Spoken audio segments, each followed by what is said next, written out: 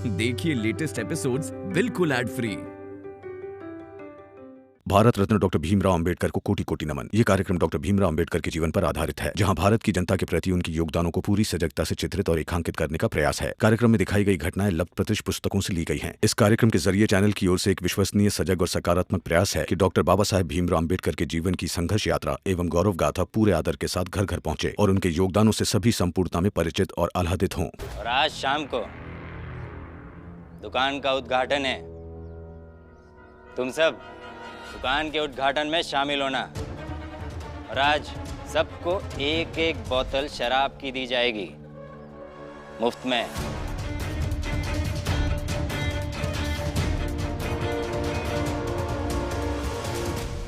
क्या बोले आप? सही में हमका दारू मिलेगी मुफ्त में? फूल कौन बेचता है यहाँ? नंदू। लेकर आओ फूल, दुकान सजानी है, समझे? जी मालिक।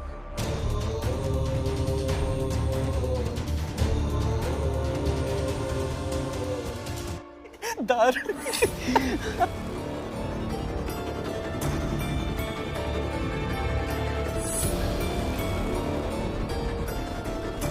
भीम भैया, ऐसा कब होगा जब हर कोई शिक्षित होगा? और ऐसा कभी होगा भी या नहीं? होगा दीपक, जरूर होगा। शिक्षित होना एक साधना की तरह है, एक तप की तरह। जब व्यक्ति के विचारों में शिक्षित होना यह प्राथमिकता होगी, जब लोग आधे पेट खाकर भी पूरी शिक्षा के बारे में बातें करेंगे, जब आसपास के वातावरण में शुद्धता होगी, तब यह सब जरूर होगा और तब हर कोई शिक्षित होगा। भीम भैया, वातावरण की शुद्धता मतलब? जब लोग हर तरह के व्यसन से, ईर्ष्या जैसे मानवीय स्वभाव के दोष से ऊपर आकर सिर्फ प्रगति के बारे में सामूहिक तौर पर सोचेंगे, तब समाज में और वातावरण में शुद्धता होगी।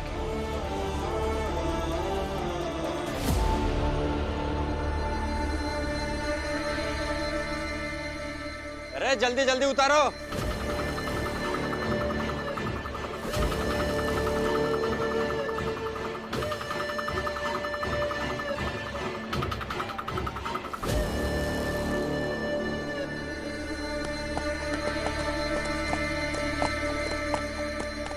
आप लोग हमारे चौक के पास दारू की दुकान खोल ले, ये हम समझ गए।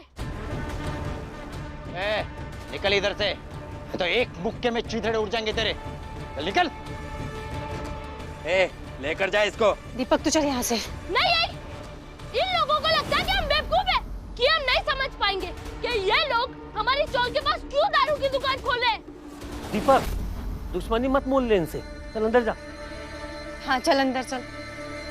भीम भैया, ये लोग हमारी चौक के पास में इसलिए दारू की दुकान खोले कि जो शिक्षा की आपकी बात है, सबके पढ़ने का जो सपना है वो खत्म हो जाए। देखिए मैं। रुक जाओ भीमराव वहीं।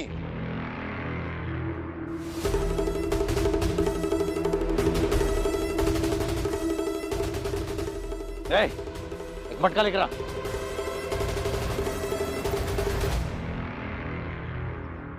रख वहां पर।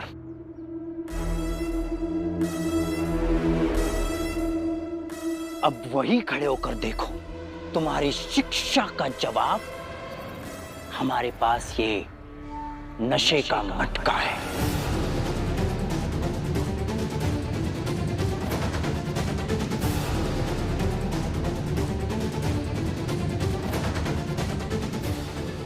तो भीमराव, ये अच्छा मुकाबला होगा कि तुम्हारी शिक्षा जीतती है या ये शराब।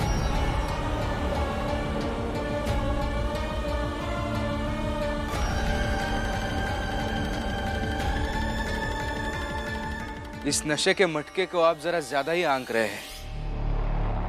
आपको एक बात बताता हूं, शिक्षा के सामने इस दुनिया की कोई भी चीज टिक नहीं पाती है।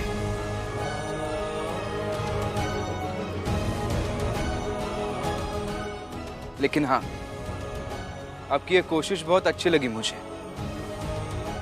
हमारे चाल के बाहर ये दारू की दुकान खोलकर आप शिक्षा और प्रगति के रास्ते में जो बाधा डालने की कोशिश कर रहे हैं ना, अच्छी लगी मुझे। कोशिश नहीं, कामयाबी है ये। और यहाँ उद्घाटन आज रात में ही होगा। तुम भी आ जाना शाम को, दे देंगे तुमको भी एक मटका। सुना है बचपन से बस लड़ते आए हो, थक गए होगे, थोड़ी सी पी लोगे तो नींद अच्छी आएगी। ऐसे इसे भी लेकर जा सकते हो। उद्घाटन से पहले एक शराब का मटका हम भीमराव को उपहार में देंगे।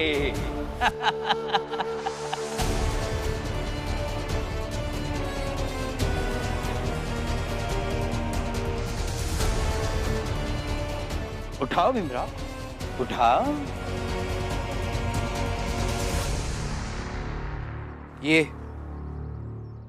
ये मैं कभी नहीं उठाऊंगा। इंसान के बर्बादी का सबसे बड़ा कारण है ये शराब। अब चाहे जो भी हो, तलवार लेकर आ।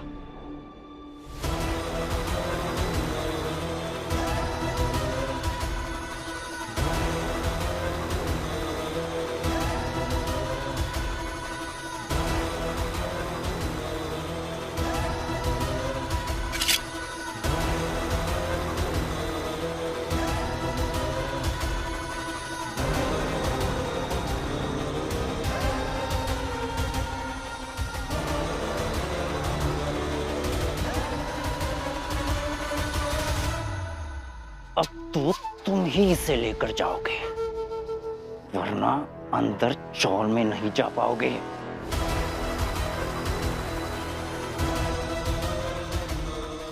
उठाओ वरना मरने के लिए तैयार हो जाओ।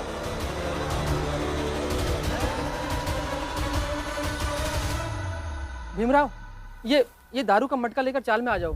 क्यों उठाऊं काका? जब मैं ये पीता ही नहीं हूं तो उठाऊं क्यों? अरे भीम, मत पियो ना, लेकिन मटका लेके चाल में तो जा सकत हो ना। समझदार हैं ये, पियो या ना पियो, शराब उठाकर अंदर ले जाओ। मैं ये शराब पीऊंगा भी नहीं और इस मटके को हाथ भी नहीं लगाऊंगा। लगाओगे हाथ, तकलीफ क्या होती है इसका एहसास तुम्हें अभी होगा।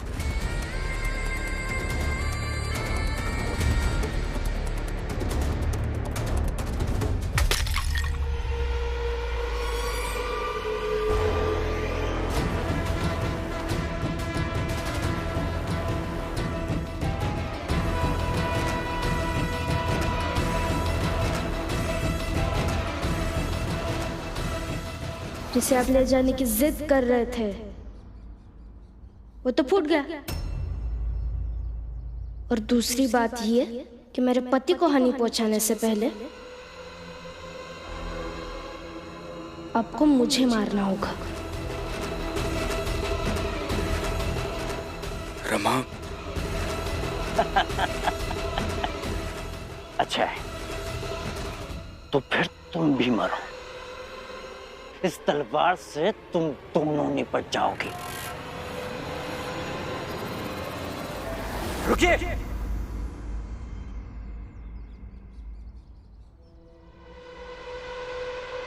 इसके पहले मुझे निपटाना होगा।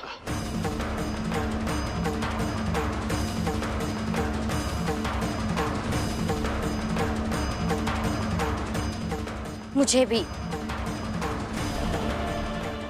हाँ, मुझे भी मारना होगा।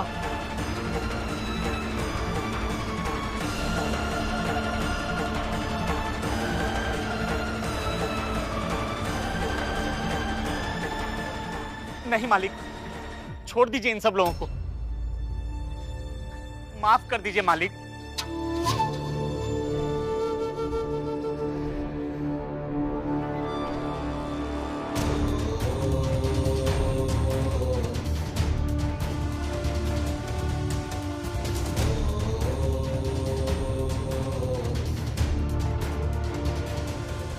छोड़ दी ने? हाँ? हाँ मालिक, छोड़ दीजिए इन सब लोगों को।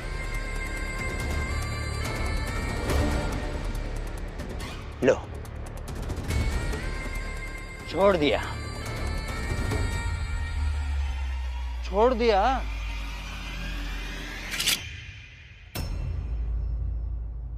तो भीमराव, मार दूंगा तो तुम देखोगे कैसे कि तुम्हारी शिक्षा जीतती है या हमारी शराब।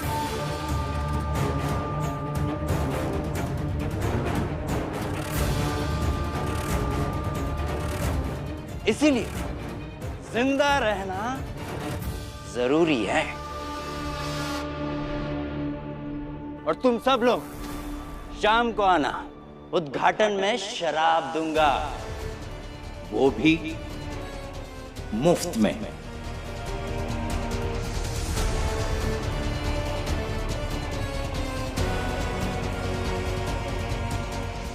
और तू जा जाकर फूल लेकर आ, दुकान सजाना है।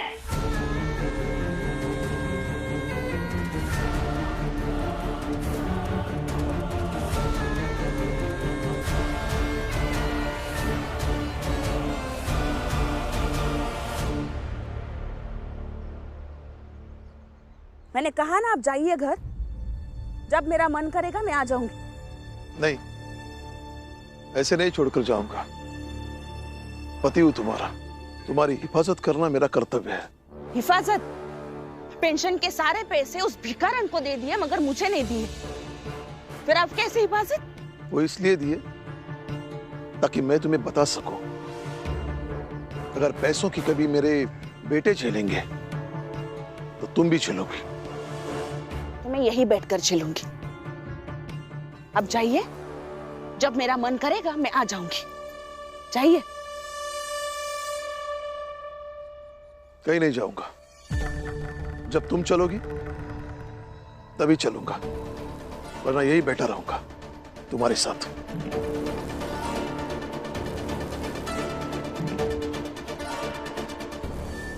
पापा एक हाथ पकड़कर वहां से कहीं चले गए और हमसे कहा कि तुम दोनों हमारे पीछे मत आना। मुझे लगता है कि भैया ने जो किया सही किया, क्योंकि जीजाबाई को समझ में तो आना चाहिए कि जो वो कह रही है वही नहीं होगा। मगर मैंने इनसे भी कहा कि आप तो कुछ कीजिए, मगर इन्होंने भी कुछ नहीं किया और वो हाथ में पेंशन लेकर चली गई वहां से। भीम, तूने ऐसा क्यों किया? वो बुआ ऐसे ही। ऐसे ही क्यों? बताइए ना, आपने क्यों कुछ नहीं बोला? हाँ भीम भाऊ,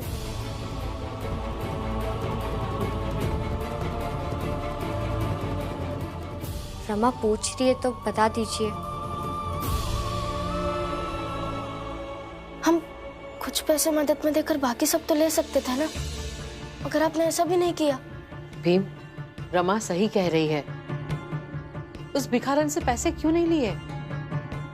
तुझे पता है कि हमें भी पैसों की कितनी जरूरत है। माना कि भैया ने गुस्से में आकर पैसे उसे दे दिए, लेकिन तू तो वहां था ना, तुझे तो ऐसा नहीं करना चाहिए था। छोड़ दीजिए ना बुआ। नहीं, अब बताइए कि आपने ऐसे क्यों किया? मैंने रास्ते में भी आपको कई बार पूछा, मगर आपने बताया नहीं। अब तो बताइए। क्या बताऊं रमा? यही कि आपने ऐसा क्यों किया?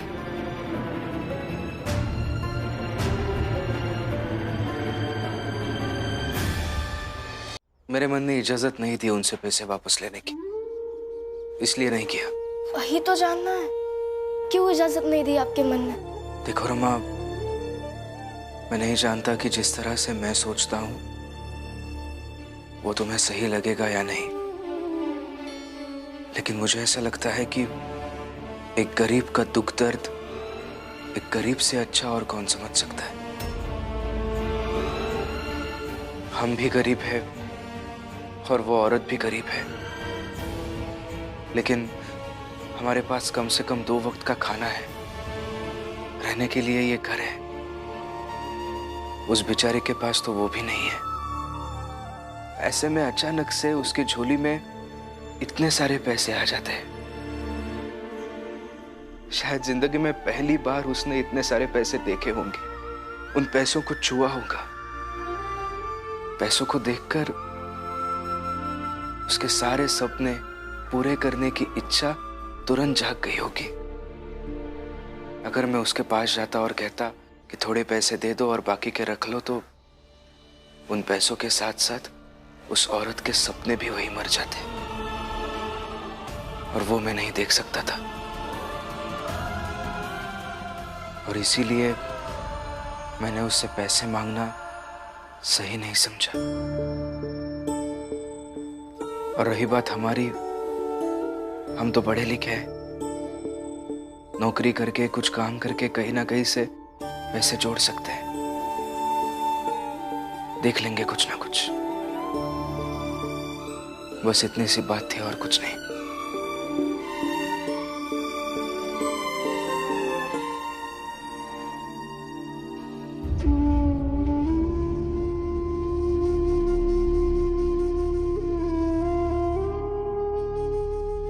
क्या हुआ? रमा, मत रो बेटा। बुआ, मैं ना सच में उन्हें कभी कभी समझ नहीं पाती। एक व्यक्ति इतना आदर्शवादी कैसे हो सकता है? कैसे हर बार वो इतने संतुलित रह सकता है? बेटा, वो भीमराव अंबेडकर है, इसलिए हम उसके मन को नहीं समझ सकते। सही कहा बुआ आपने, मगर एक ना एक दिन मैं भी कोशिश जरूर करूंगी कि मैं उनके मन को समझ सकूं।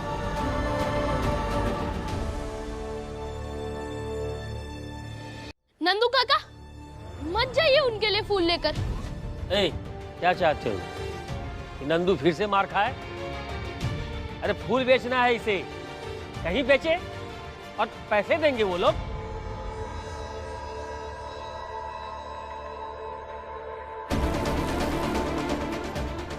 नहीं नहीं, मुझे मरना नहीं है।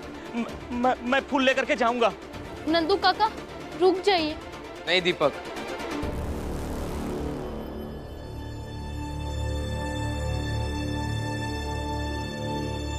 मत रोको इन्हें, जाने दो। किसे कितना संघर्ष करना है ये व्यक्ति खुद तय करेगा। अगर सच में इन्हें डर लग रहा है तो जाने दो, मत रोको। हाँ, आज पहली दफा ही बिल्कुल सही कही रहा नंदू। नंदू जा जा जा।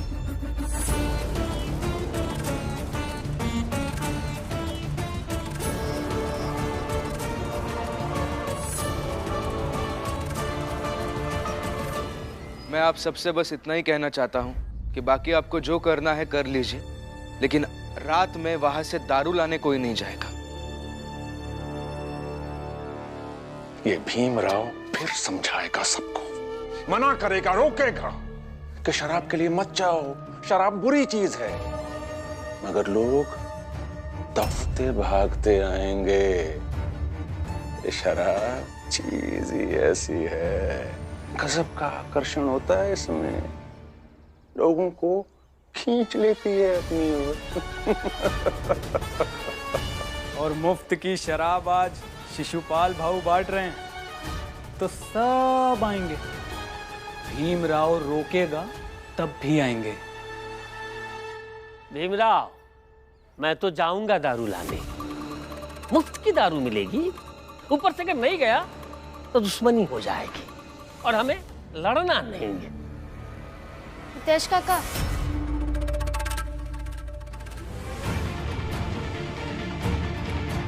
अब जा क्यों रहे? इसलिए कि वहां न जाने से दुश्मनी हो जाएगी, या फिर इसलिए कि वहां मुफ्त की दारू मिलेगी?